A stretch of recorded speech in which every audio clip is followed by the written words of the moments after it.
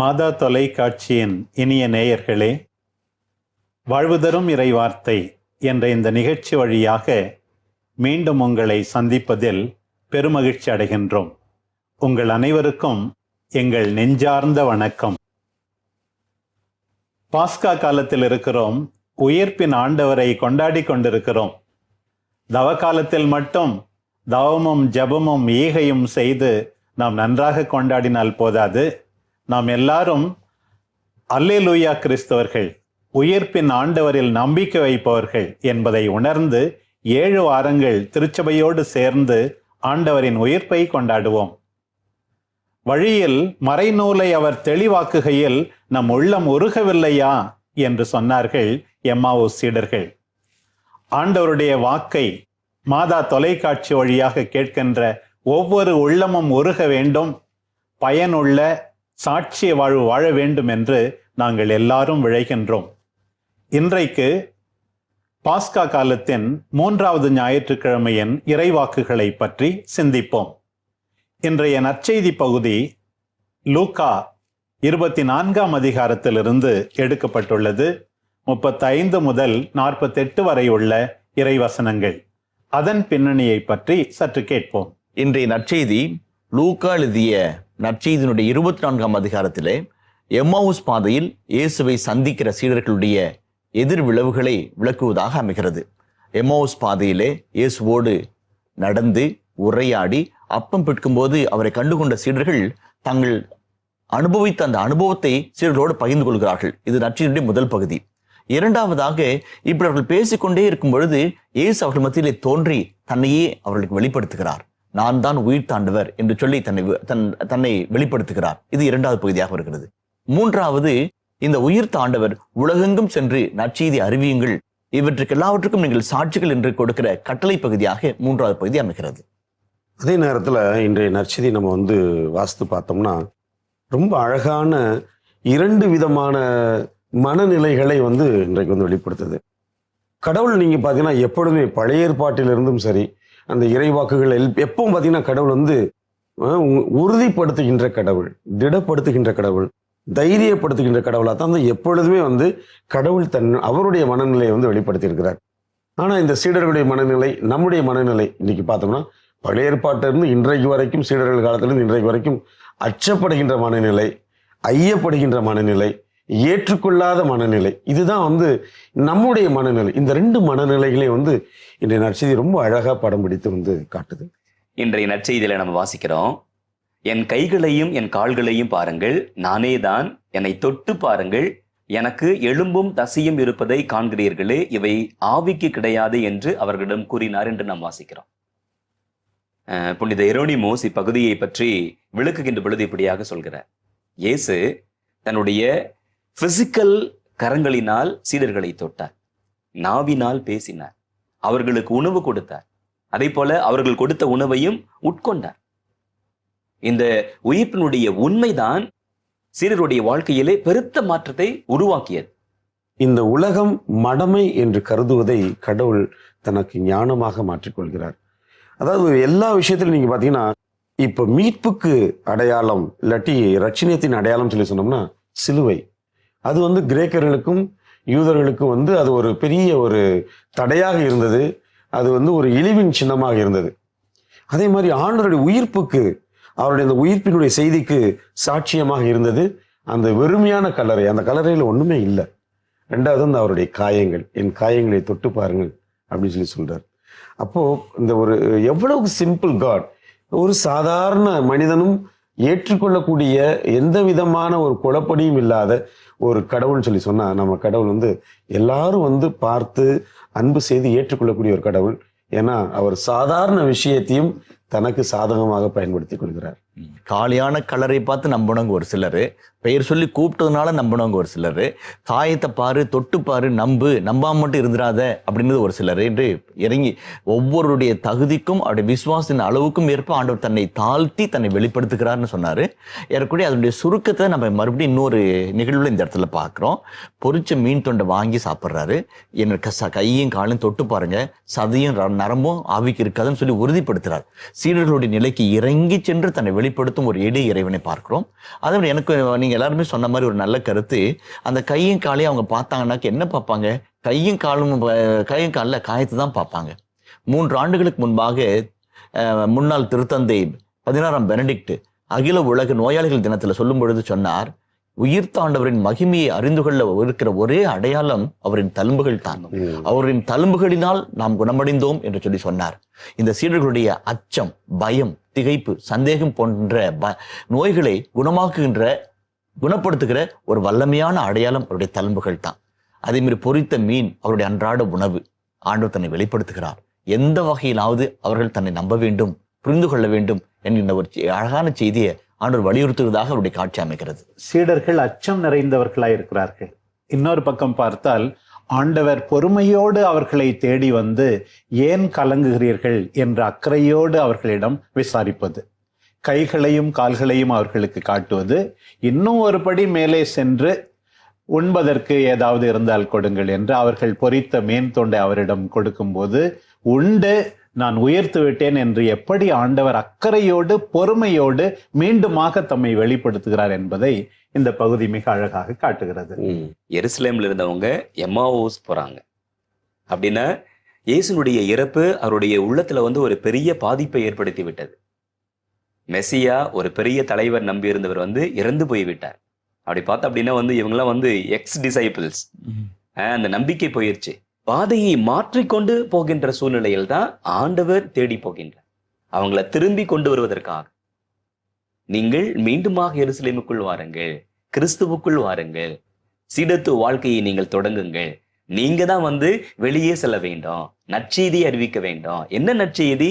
பாவ மன்னிப்பு, மனமாற்றத்தின் நற்செய்தியை நீங்கள் அறிவிக்க வேண்டும். அதற்கான ஆயத்தை தான் ஆண்டவர் இந்த எம்மாவுஸ் நிகழ்வின் தொடர்ச்சியின் வழியாக நமக்கு சுட்டி காட்டுகின்றார். அதில் ஒரு சிறிய குறிப்பு சேர்க்க விரும்புகிறேன்.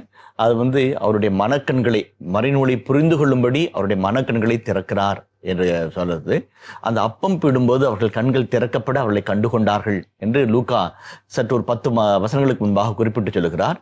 அந்த கண்களை திறக்கிறது, seeing with interior eye of the heart என்று சொல்கிறார்கள். இதயத்தின் கண்களோடு ஆண்டவரை கண்டுகொள்வது என்று சொல்லி ஒரு மொழிபெயர்ப்பு சொல்லுகிறது. அந்த வகையில் பார்க்கும்பொழுது அகக்கண்களை திறக்கிறது. எப்படி அகக்கண்களை திறந்தால் என்ன ஆகும்? இயேசுடைய இறப்பு ஒரு அசம்பாவிதம் அல்ல, மாறாக தந்தையினால், இறைவாக்குனர்களால் முன்னறிவிக்கப்பட்ட ஒரு செய்தி இன்று இயேசுவில் நிறைவேறுகிறது. இயேசுவே மறைநூலின், இறைவாக்குகளின் நிறைவும் நிறைவேற்றுவருமாக இருக்கிறார் என்கிற ஒரு செய்தியை அந்த பகுதி அழகாக விவரித்து சொல்லுது. 3 விதமான நூல்கள் அங்கே குறிப்பிடப்பட்டுள்ளன. மோசேயினுடைய சட்டம் ஒரு பக்கம், இறைவாக்கு நூல்கள், அப்புறம் திருப்பாடல்கள் எல்லாம் நிறைவேற வேண்டும். ஒரு விதத்தில் நம்முடைய அன்றாட திருப்பலியில இருக்கிற இறைவார்த்தை வழிபாடு கூட நீங்கள் சொன்னது போல மக்களுடைய மனக்கண்களை திறக்க வேண்டும். நமக்குன்னு சொல்லிட்டு பிரச்சனை வருகின்ற பொழுது, விசுவாச போராட்டம் வருகின்ற பொழுது, உறவு சிக்கல் வருகின்ற பொழுது நம்ம என்ன செய்யறோம்? பிரச்சனையை எதிர்கொள்ளுகின்றோமா? அதான் தந்தையவர்கள் சுட்டி காட்டியது போல என்ன இறைவார்த்தை, அப்பம் பிடுதல், திருவழிபாடு, திருப்பலி, இவைகள் தான் நமக்கு புதிய சக்தியையும் புதிய புரிதலையும் அதே போல நம்முடைய அகக்கண்களையும் திறக்க கடவுள் கொடுத்திருக்கின்ற வாய்ப்பு. ஆனா அதை நம்ம பயன்படுத்துறது கிடையாது. இதை பற்றி கட்டாயமாக நாம் சிந்திக்கவும் வேண்டும். இறைவார்த்தை நம்ம கொடுக்கின்ற சவால்களை நாமும் நம்முடைய வாழ்க்கையில் கடைபிடிக்க தயாராக இருக்க வேண்டும். இயேசு சொல்றாரு, மெசியா துன்புற்று உயிர்த்தெழ வேண்டும் என்று நீங்க போய் அறிவிங்க, முதலாவது கருத்து. 2வது, மனம் மாறி மன்னிப்பு பெறுங்கள், 2 கருத்தையும் சொல்றாரு. நம்ம தவக்காலம் முழுவதும் மனம் மாறுங்கள், ஆண்டோடு திரும்பி வாருங்கள் நம்ம சொன்னோம். இந்த பாஸ்கா காலத்திலும் திரும்ப சொல்லப்படுகிற அழகான ஒரு செய்தி, அந்த உயிர்ப்பின் மகிமையை, வல்லமையை நாம் புரிஞ்சுக்கணும், ஏற்றுக்கொள்ளணும்னாக்க அந்த உண்மையான இன்டீரியர் சேஞ்ச், உள்ளார்ந்த மனமாற்றம். ஆகவேதான் திருச்சபை கட்டளைகளில் ஒன்று சொல்லுகிறது, பாஸ்கா காலத்தில் நல்ல பாவசங்கதம் செய்து திவ்ய நற்கனை உட்கொள்கிறது. ஒரு உள்ளார்ந்த ஒரு மாற்றம் நமக்குள்ளாக வர வேண்டும் என்பதை வலியுறுத்தி சொல்றது. இந்த சீடர்கள் போவாங்க, இயேசு நமக்காக மரித்தார், நமக்காக உயிர்த்தான் அறிவிப்பாங்க. 2வது, ஆண்டோட நீங்க திரும்பி வாங்கன்னு அறிவிப்பாங்க. இதுதான் இந்த நற்செய்தியினுடைய கடைசி பகுதியில் வருகிற அழகான ஒரு கட்டளை. அகக்கண்கள் திறக்கப்பட வேண்டும் அப்படின்னா இதற்கு ஒரே வழி இன்றைய இந்த எம்மாவுஸ் சீடர்களுடைய அனுபவம். என்ன அனுபவம்னா இதற்கெல்லாம் நமக்கு முன்னின்று வழி நடத்துவது இறை வார்த்தை.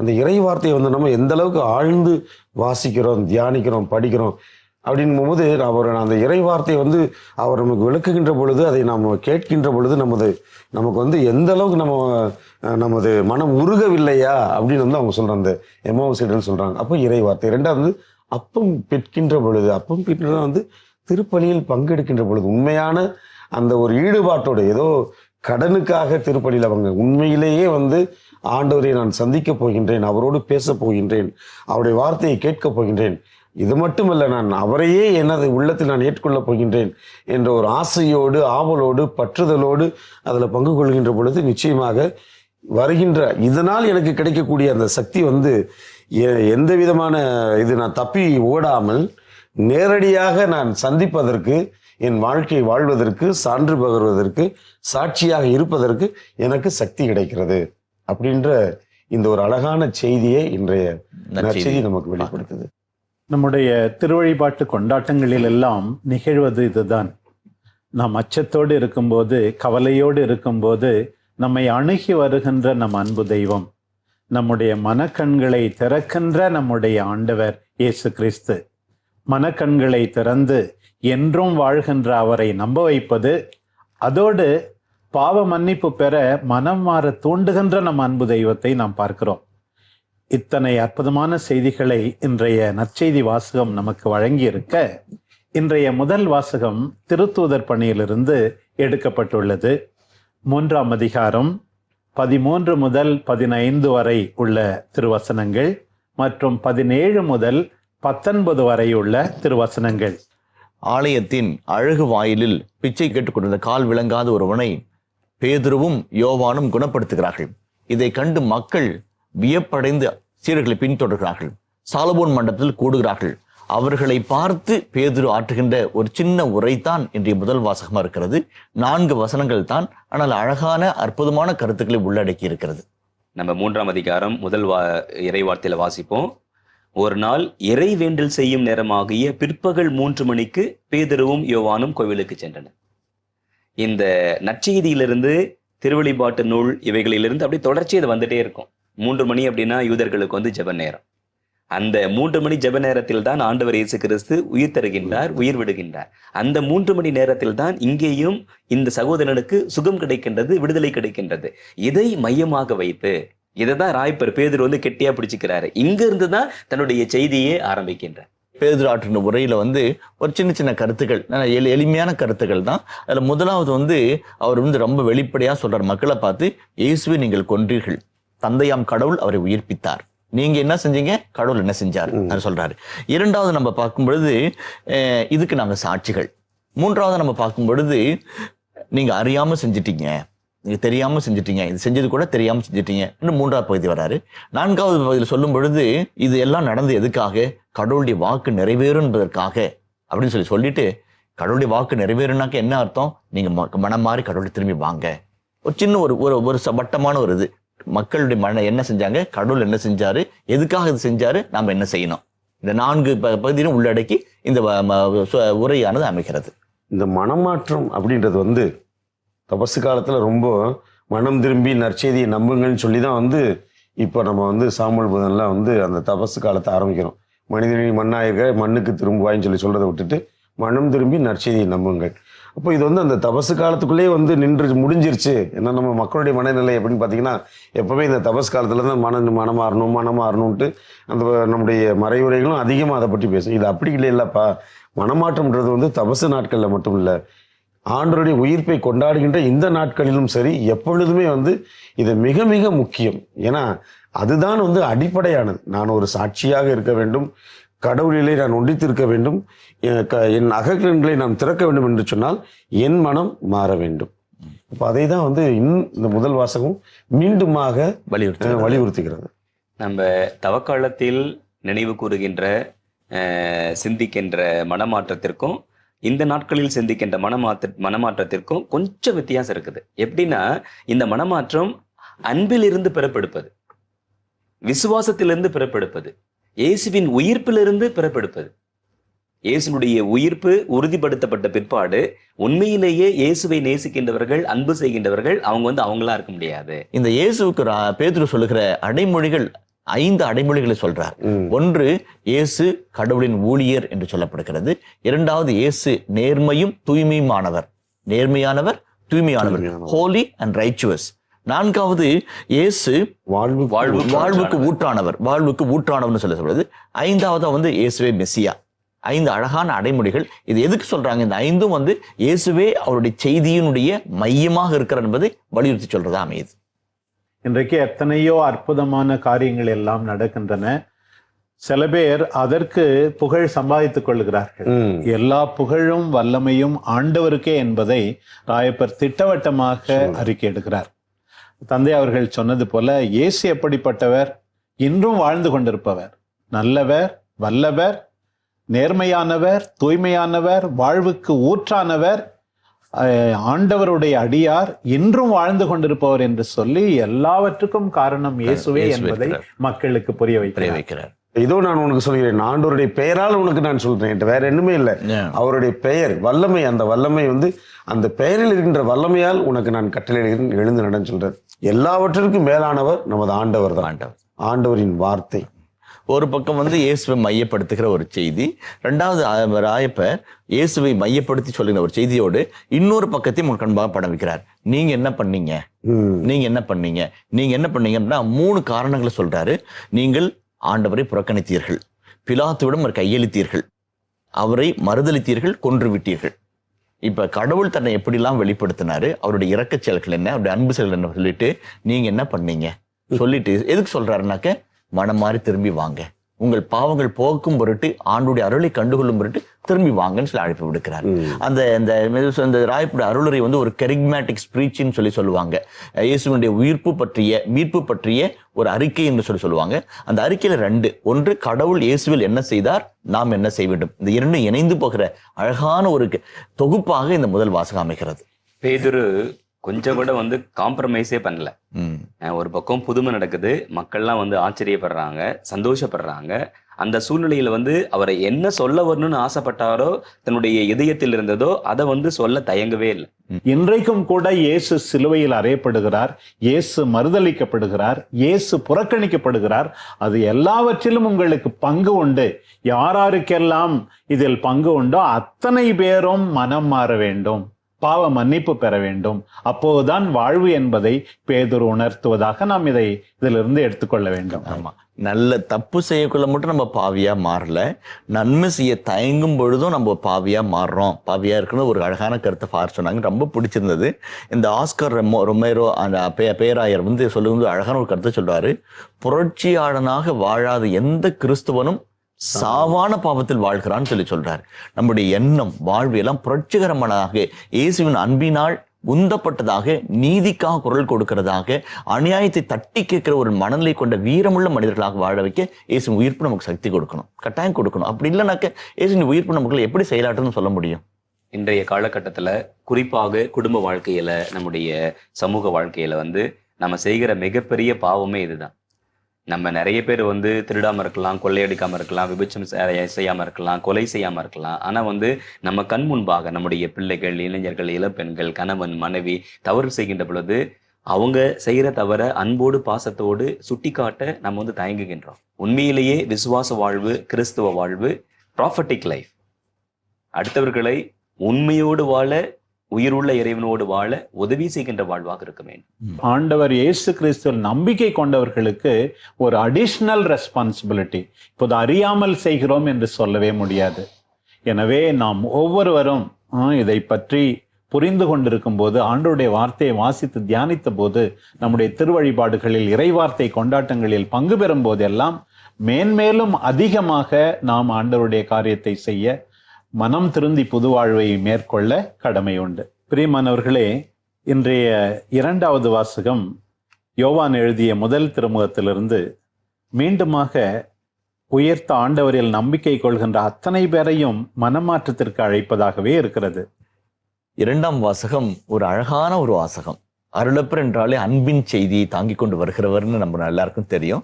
அந்த அன்பின் தன்மைகளையும், அந்த அன்பினால் விளையும் நன்மைத்தனங்களையும் விளக்கி சொல்வதாக அமைகிறது. இதை எந்த சூழல் இருக்கு அப்படின்னாக்க, ஒரு சபையின் மூப்பர் தன் மக்களுக்கு சொல்கிற அறவுரையாக, அறிவுரையாக சொல்கிறார். அதுவும் இந்த முதல் வார்த்தையே வந்து பிள்ளைகளே அப்படின்னு ஆரம்பிக்கிறார். கிரேக்க மொழியில இருந்து இன்னொரு குறிப்பு இருக்குது. உதாரணமா அந்த குழந்தைகளே அப்படி சொல்றதுக்கு தெக்னோ அல்லது தெக்னா புளூரல்ல அந்த வார்த்தை சொல்லுவாங்க. இவர் வந்து சொல்றாரு தெக்னினோன் அப்படின்னு ஒரு வார்த்தை யூஸ் பண்ணாரு. குட்டி குழந்தைகளே அப்படின்ற மாதிரி ஒரு பாசமான ஒரு செல்லமான வார்த்தை, அன்பு ததும்ப ஒரு செய்தியை சொல்றாரு. என்ன செய்தியை சொல்றாரு? நீங்கள் பாவம் செய்யாதிருக்க நான் இதை எழுதுகிறேன் அப்படின்னு சொல்றாரு. அந்த செய்தியினுடைய தொடர்ச்சி தான் இந்த 5 வசனங்களை கொண்டிருக்கிற ஒரு பகுதியாக இது அமைக்கிறது. நற்செய்தியாக இருக்கட்டும், அவருடைய திருமடலாக இருக்கட்டும், திரும்ப திரும்ப இந்த அன்பை அத்துணை ஆணித்தரமாக அந்த ஒரு வாஞ்சையோடு வெளிப்படுத்துகின்ற ஒரு சூழ்நிலையை நம்ம பார்க்கிறோம். 1 யோவான் 2:1 இயேசு நமக்காக பரிந்து பேசுகிறவர், ஓகே, அட்வொகேட் அப்படின்னு சொல்றாரு. 2வது வசனத்துல 2ஆம் அதிகாரம் 2ஆம் வசனத்துல இயேசு நம் பாவங்களுக்கான கழுவாய். இந்த இரண்டுமே வந்து ரொம்ப தியாலஜிக்கலா இறையியல் ஆழம் மிகுந்த இறைவார்த்தை சொற்றொடர்கள்.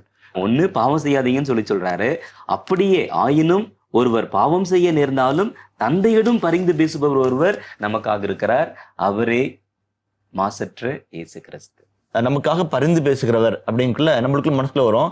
அப்பா கோச்சிட்டு இருப்பாரு பையன் மேல, அம்மா பக்கத்துல போய் ஐயோ என்ன தெரியாம செஞ்சிட்டாங்க அப்படின்னு சொல்ற அந்த பரிந்து பேச அதை சொல்லல, சும்மா ரெக்கமெண்ட் பண்ற சொல்லல. ஒரு கோர்ட்ல குற்றம் சுமத்தப்பட்ட ஒருவனுக்காக முழு வாத திறமையோடு முழு வல்லமையோடு வாதிட்டு குற்றம் சாட்டப்பட்டவனை குற்றம் அற்றவன் என்று சொல்லி நிரூபிக்கக்கூடிய வாதிடும் திறமை கொண்ட ஒரு வக்கீலை போல நமக்காக வாதாடுகிறவர் அப்படின்றதுதான் வந்து யோவான் பதிவு செய்கிற ஒரு காட்சி. இயேசு நமக்காக வல்லமையோடு பரிந்து பேசுகிறார், தந்தையிடம் நமக்காக பரிந்து பேசுறது மாதிரி கருத்து. 2வது கருத்து கூட இந்த கழுவாய்ன்றது கூட ரொம்ப அழகான ஒரு சொற்றொடர். இப்போ பார்த்தோம்னாக்க அந்த கிரேக்க அதனுடைய கலாச்சார பின்னில் பார்க்கும்பொழுது ஏதோ ஒரு காரணத்துக்காக ஒரு காரியத்துக்காக கடவுள் மிகுந்த கோபம் அடைஞ்சிடுறார், தண்டிக்க நினைக்கிறார். அப்படிப்பட்ட கடவுளை ஏதாவது ஒன்று செஞ்சு பரிகாரம் செஞ்சு அந்த கடவுளுடைய கோபத்தை தணிக்கிறது அப்படின்னு சொல்லி ஒரு கருத்து அந்த கிரேக்க மதங்களுடைய மத்தியில் அந்த கருத்து இருந்துச்சு. யோவான் வந்து அந்த கருத்தை எடுத்து அதை இயேசுக்கு ஏற்படுத்தி கடவுளுடைய கோபத்தை தணிக்கும் பரிகாரமாய் தன்னை மாற்றிக்கொண்டார் என்ற ஒரு செய்தியும் சொல்றார். 3வது வசனத்துல வந்து அவருடைய கட்டளைகளை நாம் கடைபிடித்தால் நாம் அவரை அறிந்து கொள்வோம். அவருடைய கட்டளைகளை அந்த கட்டளையில் நீங்க பாத்தீங்கன்னா அது அன்பின் கட்டளைகள் தான். நான் உங்களை அன்பு செஞ்சது மாதிரி நீங்க மற்றவங்களை அன்பு செய்யுங்க. நம்ம கட்டளைகளை கடைபிடித்தால், இயேசுவின் கட்டளைகளை கடைபிடித்தால் கடவுளை அறிந்திருக்கிறோம். அழகான ஒரு இது என்னன்னாக்க to know is to obey his commandments. கீழ்ப்படிந்தால் கடவுளை நம்ம அறிந்திருக்கிறோம். கடவுளை அறிஞ்சிருக்கிறோம் அப்படின்னாக்க நம்ம அன்பு செய்வோம். ரொம்ப அழகான கருத்து. அதுவும் இந்த அறிந்திருக்கிறோம் என்பது யோவான் நற்செய்தியில கிட்டத்தட்ட 27 முறை வருகிறது. நற்செய்திகளிலும் திருமடல்களிலும் சேர்த்து பார்க்கும் பொழுது 27 முறை வருகிறது. அந்த கிரேக்க மூலச்சொல் வந்து கினஸ்கோ அறிந்து கொள்தல். சீடத்துவம் என்பது என்ன? ஆண்டவரை அறிந்திருக்கிறது. எப்படி ஆண்டவரை அறிந்திருக்கிறது? என்சைக்ளோபீடியால படிச்சா, இன்டர்நெட்ல இருக்கிற இன்ஃபர்மேஷனை படிச்சு தெரிஞ்சுக்கிற அறிவினுடைய செய்தியா? அல்ல. ஒரு கணவன் மனைவியை முழுமையாய் அறிந்திருக்கிறது போல, ஒரு தந்தை ஒரு தாயை முழுமையாக அறிந்திருக்கிறது போல, பெற்றோர்கள் பிள்ளைகளை அறிந்திருக்கிறது போல, intimate and personal, we know him personally. அதுதான் வந்து அந்த யோவான் சொல்லுகிற நாம் அவரை அறிந்திருக்கிறோம் அப்படின்னு சொல்றாரு. 5வது வசனத்தை பார்த்தீங்கன்னா அவரோடு நாம் இணைந்தும் இருக்கிறோம். யோவான் நற்செய்தியில் அவருடைய அந்த கடிதங்கள் நீங்கள் பார்த்தீங்கன்னா பல இடங்கள்ல வந்து இந்த இணைந்திருத்தல், திராட்சை கொடி ஓமையும் அதான் சொல்லு. அப்புறம் வந்து அதுக்கடுத்து தன் சீடர்களோடு பேசுகிறது, நான் என் தந்தையிலும் நீங்கள் என்னுள்ளும் இணைந்திருந்தால் நீங்கள் மிகுந்த கனி கொடுப்பீர்கள். இந்த இணைந்திருத்தல் இது எல்லாமே நீங்க என்னன்னு பார்த்தீங்கன்னா ஃபைனலா வந்து என்னன்னு பார்த்தீங்கன்னா கடவுளை நம்ம அறிந்து புரிந்து இணைந்திருக்கிறது வந்து சாட்சிய வாழ்க்கை. அப்படி இல்லாத சமயத்துல நம்ம எப்படி இருக்கிறோம்? பொய்யர்களாக இருக்கிறோம். பாஸ்கா காலத்தின் 3வது ஞாயிற்றுக்கிழமையின் இறைவாக்கு பகுதிகளை பற்றி நாம் சிந்தித்தோம். உயிர்த்த ஆண்டவர் மீண்டும் மீண்டும் தன்னுடைய சீடர்களுக்கு தோன்றி, அஞ்சாதீர்கள், கலங்காதீர்கள், நான் உங்களோடு இருக்கிறேன் என்று அவர்களுக்கு தைரியமூட்டுவதை நாம் பார்க்கிறோம். பேதுரு தன்னுடைய உரையிலே மக்கள் தெரியாமல் செய்துவிட்டார்கள், இப்போது மனம் மாறி உயிர்த்த ஆண்டவருக்கு சாட்சியாக வாழ வேண்டும் என்று அழைப்பு விடுக்கின்றார். உயிர்த்த ஆண்டவரில் நம்பிக்கை கொள்கிறவர்கள் ஆண்டவரை அறிந்திருக்க வேண்டும், ஆண்டவருக்கு கீழ்ப்படிய வேண்டும், கண்ணால் காண்கின்ற சகோதரனை அன்பு செய்து அந்த ஆண்டவரை உண்மையாகவே நம்புகிறேன் என்று வெளிப்படுத்த வேண்டும் என்று யோவான் தன்னுடைய திருமுகத்திலே கூறுகின்றார். பிரியமானவர்களே, உயிர்த்த ஆண்டவரில் நம்பிக்கை கொள்ள அழைக்கப்பட்டிருக்கின்ற நாம் எல்லாரும் மேலுமாக ஆண்டவரில் நம்பிக்கை கொண்டு நம்முடைய பாவங்களை வெறுத்து தூய வாழ்வு வாழ வேண்டும். ஒரு விதத்தில் நாம் எல்லாருமே உயிர்க்க வேண்டும். இருளின் சுமையால், கவலைகளால், அடிமைத்தனத்தால் நொறுங்குண்டு போயிருந்தால் உயிர்த்த ஆண்டவர் நம்மை தொடுகின்றார். நாம் எல்லாரும் தூய வாழ்வுக்கு உயிர்க்க வேண்டும். வாழ்வு தரும் இறை வார்த்தை உயிர்த்த ஆண்டவரில் நம்பிக்கை கொள்வோரின் இறை வார்த்தை. வாழ்வு தரும் இறை வார்த்தை ஆண்டவரை மேன்மேலும் அறிந்து கொள்பவர்களின் இறை வார்த்தை. வாழ்வு தரும் இறை வார்த்தை பிறரை அன்பு செய்ய நம்மை தூண்டும் இறை வார்த்தை. சாட்சிய வாழ்வுக்கு நம்மை இட்டுச் செல்லும் இறை வார்த்தை. வாழ்வு தரும் இறை வார்த்தை என்ற இந்த நிகழ்ச்சி வழியாக மீண்டும் உங்களை சந்திக்கும் வரை உங்கள் அனைவருக்கும் நன்றி கூறி விடைபெறுகிறோம். இயேசுவுக்கே புகழ், மரியே வாழ்க. அல்லேலூயா.